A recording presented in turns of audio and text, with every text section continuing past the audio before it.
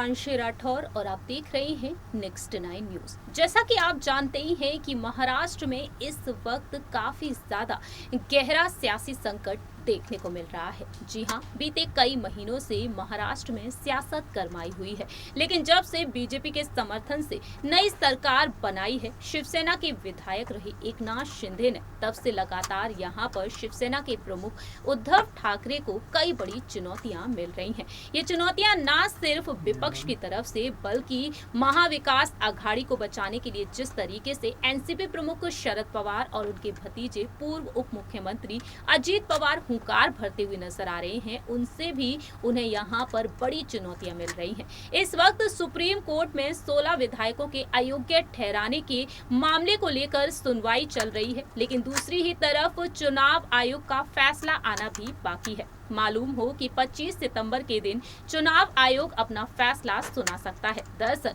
Supreme court ने चुनाव चिन्ह के फैसले को लेकर चुनाव आयोग को आदेश दे दिया है कि वह अपने फैसले को होल्ड पर रखें।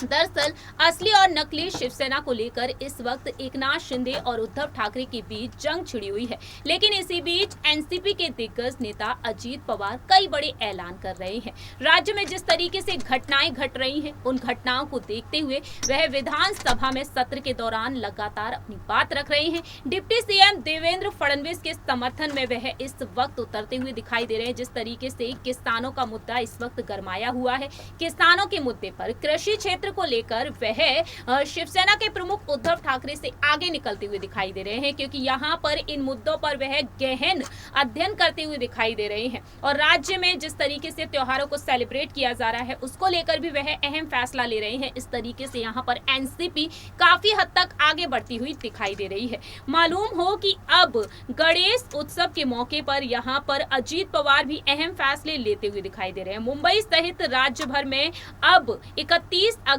से गणेश उत्सव की शुरुआत हो चुकी है। ऐसे में अब गणेश उत्सव के मौके पर विधानसभा में विपक्ष नेता अजीत पवार ने शुभकामनाएं दी और उन्होंने महाराष्ट्र को प्रगति की ओर बढ़ने के लिए यहाँ पर गणेश जी से प्रार्थना भी की है। वहीं एकनाथ शिंदे ने यहाँ पर गणराय का स्वागत किया है। गणराय को महाराष्ट्र के विकास के लिए अब श्री गणेश बनाने की संकल्प की उन्होंने पूर्ति की है और बधाई दी है। लेकिन दूसरी ही तरफ यहाँ पर अजीत पवार ने प्रार्थना की है उन्नत प्रगतिशील महाराष्ट्र की सर्वांगीण प्रगति की दिशा में चल रही है। प्रगति गणराय के आशीर्वाद से और अधिक गतिशील हो जाए और गणराय से प्रार्थना की और सभी गणेश भक्तों, राज्य के नागरिकों को शुभकामनाएं दी हैं। अजीत पवार ने अपील की है, कोरोना संकट के 2 साल बाद इस साल मनाया जा रहा है गणेश उत्सव। ऐसे में दोस्तों, रिश्तेदारों, परिवारों और एक दूसरे के साथ खुशहाल रहें, नियमों का पालन करते हुए इस त्योहार को मनाएं। और दूसरी ही तरफ कृषि क्षेत्र को लेकर अजीत पवार हुंकार भरते हुए नजर आ रहे हैं।